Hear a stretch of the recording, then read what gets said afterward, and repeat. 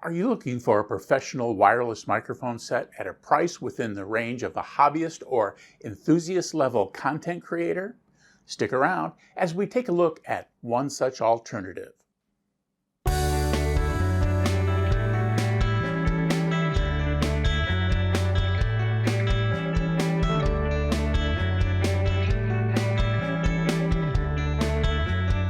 In this video, we're going to take a look at the Comica CVM WM100 Plus wireless microphone set.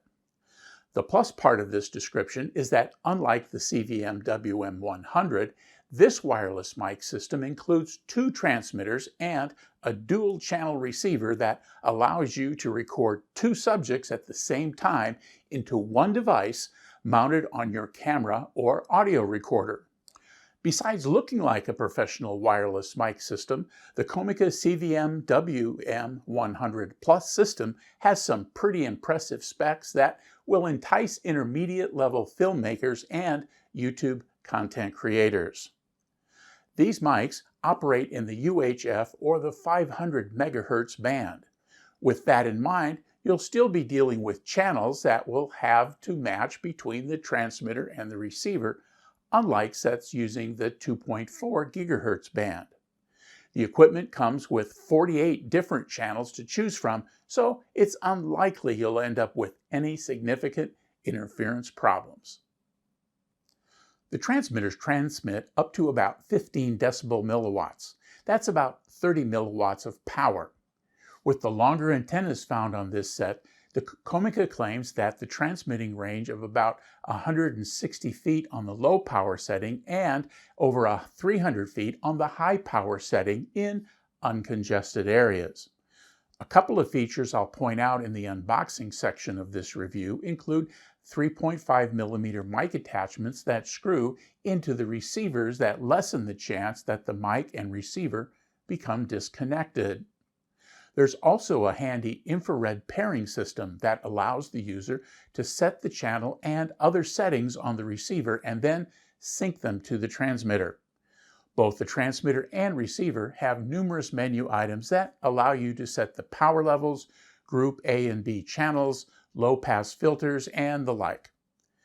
This allows for a fair amount of mic management within the microphone system itself before the sound makes it to your cameras or your recorder's sound control options. Additional accessories include fuzzy wind covers for the mics, a camera mounting adapter, belt clips, USB charge cord, and a nice XLR adapter if your recorder or camera has an XLR connector instead of a 3.5 millimeter connector. One last thing I'll mention here is that you can use regular AA alkaline batteries or rechargeable AA's. You can also use the USB cord to recharge the rechargeable batteries while they're in the transmitters or receiver. Let's take a look at what's in the box. So here's the retail box that the WM100 Plus comes in. It's pretty typical. It's got a picture of the stuff on it, and the important thing though is what's inside.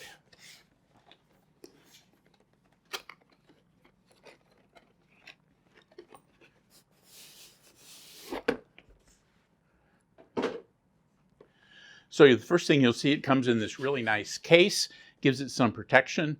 If your kit bag is more of a duffel and soft-sided, this can give a little extra protection to the microphones as well as keep it all together. Inside the first flap, we'll take a peek. Now, in full disclosure, I've been in this already and removed the individual wrappers from all the small parts just to keep things moving. But here's what you're going to find. First, the instruction manual. It's a pretty good manual and it's fairly thick. First half is English, second half is Chinese. A little information / warranty card with some QR codes to get some support and some software. Inside the case are the various parts. So we've got two microphones here. One of the things that's interesting is that it's got 3.5 millimeter plugs, but it's also got a screw attachment here so they stay secure. So there's two microphones. There are two little furry wind covers for those days where it's kind of blustery outside. There are belt clips for each of the three parts. A USB charging cord, and that's used if you use rechargeable batteries in your components here. You can use regular alkaline batteries or rechargeable ones, but there's recharging circuitry in the components. So if you are using rechargeable batteries, that's what you would use this for. This is a very handy 3.5 output converter to an XLR. So if you have a camera that takes, or a recorder for that matter, that takes an XLR input, you can use this cord to plug to the output of the receiver and then connect it to a XLR cable or an XLR fixture in your recorder. And then this little cable has just got the 3.5 millimeter on both sides, which means this is what you plug into the receiver end. Again, you can screw it tight so it doesn't disconnect, and this end would go into your camera. So that's what we've got on the inside. Let me take a minute and put this back, and we'll look at what we've got on the larger part of the case. So we've got all that stuff stowed. Let's open up the main part of the case.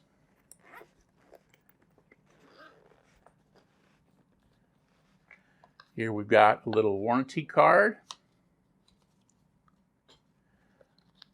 silicone for moisture removal, and then we've got two identical transmitters here and here, and then a receiver that's got two antennas, and basically because it's got two receivers built into this one case, but one for the A group sound and one for the B group sound. So let's take just a minute and take a look at what we have here on this. Okay, so as we look at the front of this receiver, we've got the on-off button right up here. Press and hold, the little screen will come on. Then these three buttons are used to manipulate the menu system. So you can use plus and minus to scroll through the menu choices. A long press on the set button gives you access to the choice that you have selected, and then plus and minus to scroll through the variables, and then a short press on the set button will select that item that you have highlighted. So that's the front control panel of the receiver. On the top, you've got a couple of important things. One is a little red infrared emitter. You can use the receiver to transfer the receiver's associated channel directly to the transmitter without setting it manually. So we'll show you that here in just a minute when we work through the menus. Again, there is an output. You can see the threaded area for that 3.5 millimeter. That would be the little wire that would go to your camera or recorder. And then here is really pretty handy. It's a headphone jack. So you'd be able to monitor the sound that's coming through the receiver. So if you had a sound guy helping you, he could have or she could have her headphones on and make some adjustments through the menu system for the receiver before it moves its way into your camera's control, sound control menu. On the back, you have the battery compartment here. It just slides off. I've got some rechargeable batteries in here already. I mentioned that I'd opened this up previously. It has a 1/4 by 20 screw here on the back and a little adapter that I'll show you in a minute. And then really nothing on the side except for this micro USB if you're going to use the charging circuitry inside the receiver to charge those rechargeable batteries. So that's what the receiver looks like. Let's take a look at the transmitters. Now the transmitters are very similar. They have one antenna. They have the same buttons here on the front. You see that there's a little LED panel here. It'll be green if it's transmitting. There's a mute button. If you have mute enabled, a short press on the on-off button, which is right here, will engage the mute function.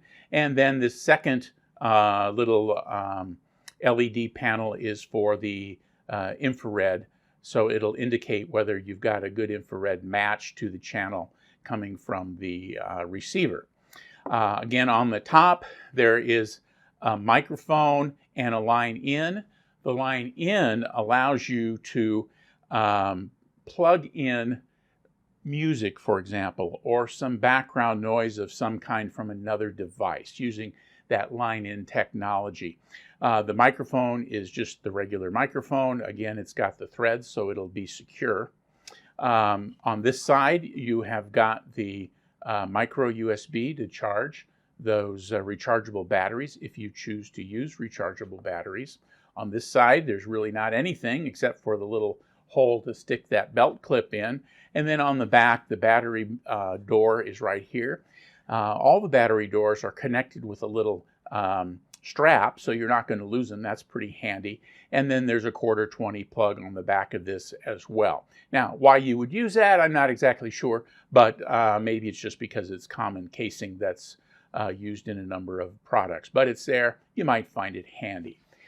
So that is the transmitter side of the wireless mic system. There are two of these. They are identical. You can set them the same. You can set them both to A, both to B, A or B, which you'd have to use if you wanted to use them at the same time, but they're identical. And then the last thing I mentioned here is this little connector for the 1/4-20. It's got a plate on this side to mount to a hot shoe or a cold shoe on either your camera or your cage. And then you've got these little threaded nuts that will allow you to secure it in tight to whatever it is you're connecting. So that's a handy thing not to have to go out and buy separately. So the cold shoe mount is right there. So let's take a minute and work through the menu system. I'm not going to talk about all the menu items. You know, if you're buying microphones that are cost that about this much, you're going to understand what these things are. I'll point out a couple of them to you, but primarily just to show you how this system works. So first, we're going to turn it on by pressing the on-off button. And you can see that the light comes on. And you can also see that I have this set up as Group A. There are a number of things here in the screen that the instructions do a good job of pointing out. I'm not so sure how you're going to see them on camera, but you know, you can see there's high power and low power, what group it is, whether it's mute, the battery status of this device. It'll spell out the word Group A. It'll give you the channel you've chosen and the corresponding frequency of that channel. And so that's just information that's available here on it as well. A short press on the on-off button will change the mic to mute. And you can see it turned red, so it's not transmitting any radio frequency at this time. Another quick press, and it's back to green, meaning that it's transmitting.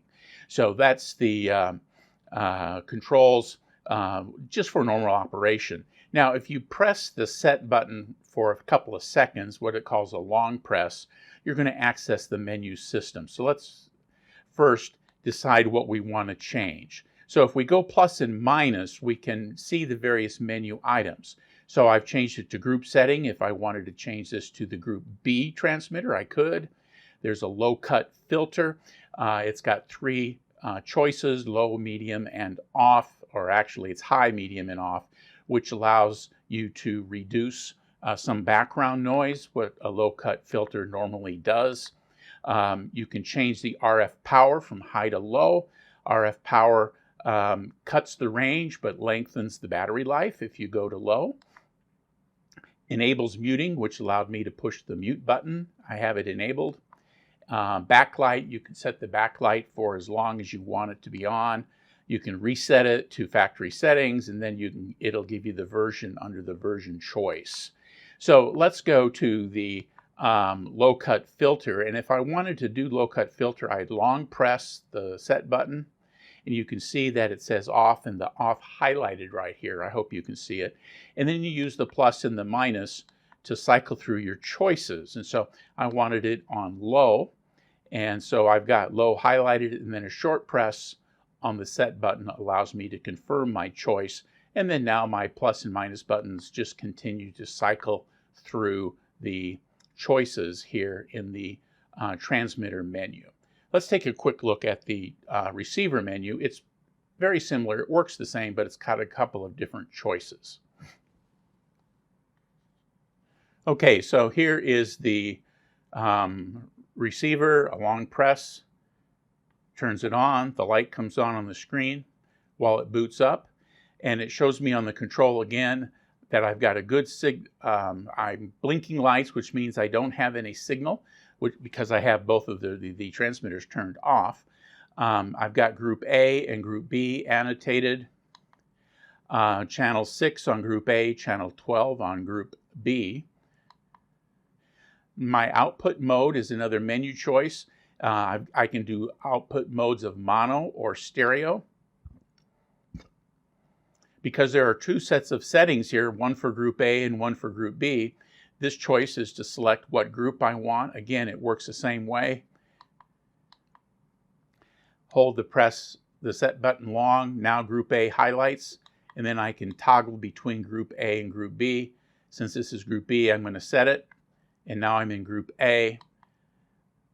My group A setting power is on, so I've got the group A receiver on. Group B, group A volume, I've got it set at 8. It goes from 1 to 12 output. And then this is the sync. And if I wanted to sync to my transmitter, this would be the choice I would use. And let me just quickly show you what that would look like. When I click the sync with my little transmitter on, I would click this to sync, and then I would just hold these two pointing at one another, and then the channel that I had assigned in the receiver would show up automatically here in the transmitter, so I wouldn't have to change it automatically or change it manually. So that's the sync, the IR sync, and we'll continue to work through there. And I work through all of the various menu settings. They're the same: backlight setting, reset, and what the version is. So these all work pretty easily. And so those are the menu settings you have and how you would manipulate them. And it's pretty easy to do. Let's do some recording so you get a sense of what the mics sound like and what kind of range you can expect. I won't do any corrections to the audio. You'll hear it just as it was recorded into the camera. Okay, so here we are with the Comica wireless microphone system. I'm about 15 feet away. I've got the volume set on 4. I'm going to play you a little video with the volume set on A, and you can see that it does pick up outside noise a little bit more, hopefully, than this one does. But here I am at about 15 feet. Let me move back to about 100 feet and see what we've got back there at this volume setting.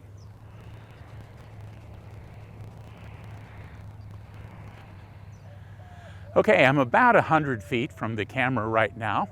Again, I'm using a Sony AX5300 Handycam, and we'll get a chance to see what things sound like in this distance. You can hear the mower starting to head this way, and so I'm going to move back to about 200 and let him turn around and go to the other end of the park.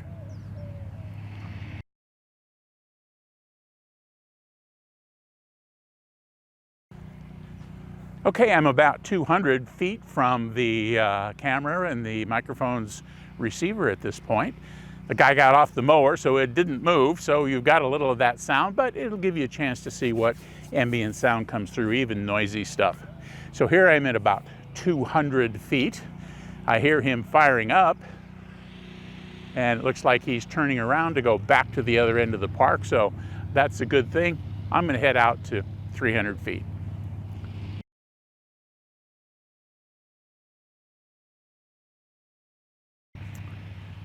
Okay, I'm out here pretty close to 300 feet. You can see me waving at you out there. This is quite a long way away, probably further than you do most of your recording, but it's a chance to take a test of what the published range is. Now again, it's open territory. This is a park. There's nothing going on out here. It's not obstructed, so you get a chance to see what the range is. We've got some high school kids behind me out practicing, keeping in shape for their track season, and maybe you can hear them. It'd be a good chance to get a sense of what the mic picks up here at microphone level 4 or volume level 4. So let me walk towards you. I'll chat just a little bit and we'll see how this works and see if we're getting any microphone dropout. So here I come back to the camera, leaving that 300-foot point. Moving forward in, there's a few cars driving by, people getting ready to go to work. Here, fairly early in the morning in the Phoenix area. Wouldn't want to be out here this afternoon when it's 110, that's for sure. It was a little toasty yesterday as well. About 75 feet or so away from the camera at this point. Continuing to walk forward.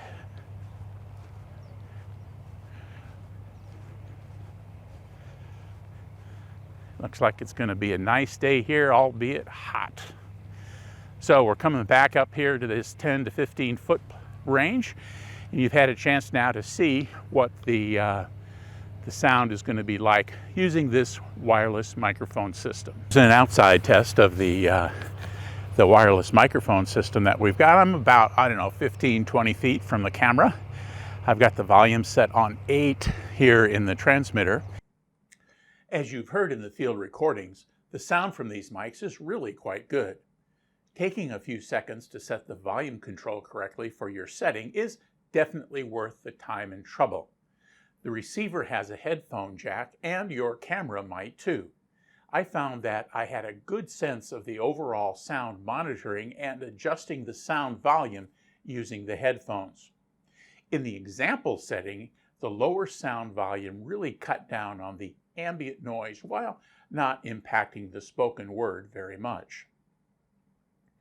There are 2 advantages of having a wireless microphone set with 2 transmitters. The obvious one is that you can record 2 folks at the same time. That means you can shoot the interview without having 2 sets of wireless mics to mess with. The generous range of this mic set will allow you to set up a camera in an unobtrusive location and get nice wide scene setting shots while also capturing good audio. Scenes involving tours of an area become easier even if shooting without a camera operator. You can set a wide shot and move within it with a partner pointing out or explaining what you're looking at. Be sure to test your camera with both the mono and stereo settings from the receiver. I found that some cameras combine the 2 tracks and others record one mic input to one channel and the other mic input to the other. That can be distracting with one voice in your left ear and one in your right. On the other hand, 2 tracks are easier to edit if you're planning to do some post-production audio editing anyway. The other advantage is you can use the second transmitter when the first transmitter's batteries get low. You can set both transmitters to either Group A or Group B, so you'll have a backup. The infrared channel matching feature is also pretty cool. Accessed via the menu system on the receiver, to sync the transmitter, you simply hold the 2 devices close to each other and they'll sync up. You'll need to change between Group A and Group B on the menu to properly sync by group. Speaking of the menu system, it's both a pro and a con. You can set several variables in the menu system, and the good news is that once set, you're not likely to need to mess with them too often. The bad news is the only way to make changes is through the menu system. That means cycling through the menu button using the plus and minus keys and then using a long press on the set button to enter the setting page. Use the plus and minus keys to select the variable setting and then using a short press on the set button to confirm the setting. While none of this is hard, a couple of switches for things like low cut filter or volume output would be helpful while on the go. Overall, I'm very impressed with this CVM WM100 Plus wireless mic set. The feature set is strong and the build quality is solid. As you heard in the range test samples, the audio quality is excellent and range appears to match the claims in the product literature. When you add the professional style and appearance of the transmitters and the receiver, I haven't found anything to complain about. Hey, if you found this video helpful, please click on the thumbs up button below the video and consider subscribing to the Gadget Talk channel. Click on the bell icon to be notified when I post new videos.